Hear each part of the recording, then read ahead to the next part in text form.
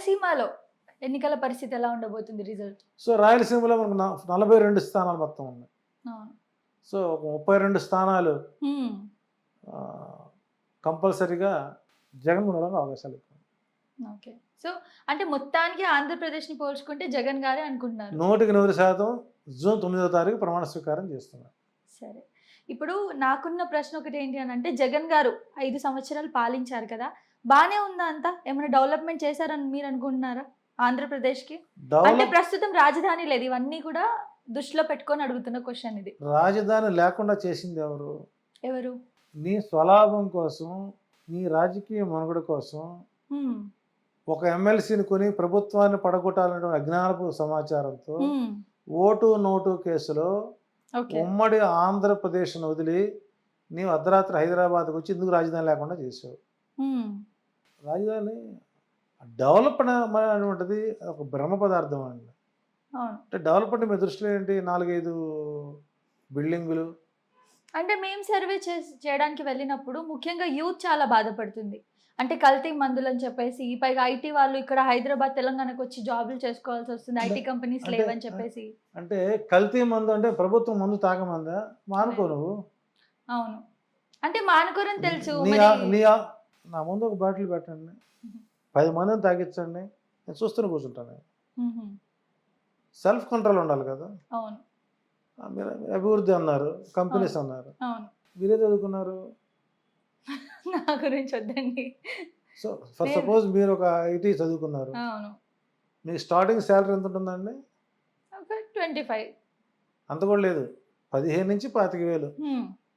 15 to 20, 25. నీ ఆ 25,000 రూపాయలకి హాస్టల్ ఫీజు ఎంత కట్టుకోవాలి నువ్వు? ఒక 7-8,000 కట్టుకోవాలి. నీ గ్రాసరీస్ కానీ వాటికి ఒక 5,000. ఇంక మిగిలేదేంటి? బ్యాంకు లోన్ ఉంటాయి. ఇప్పుడు జగన్ సార్ అనేది ఏంటి? నీకు నేను స్వచ్ఛందంగా ల్యాండ్ ఇస్తున్నాను ప్రభుత్వ తరఫున, డెవలప్ చేయి, కంపెనీ కట్టు, 30% మా స్టూడెంట్స్కి ఉద్యోగం వేయండి అన్నారు. అంటే నీకు ప్రభుత్వం కరెంటు ఉచితంగా ఇవ్వాలి, నీళ్లు ఉచితంగా ఇవ్వాలి, స్థలం ఇవ్వాలి, ఇన్ఫ్రా మొత్తం ఇవ్వాలి, నీకు 19 years లీజు కట్టాలి.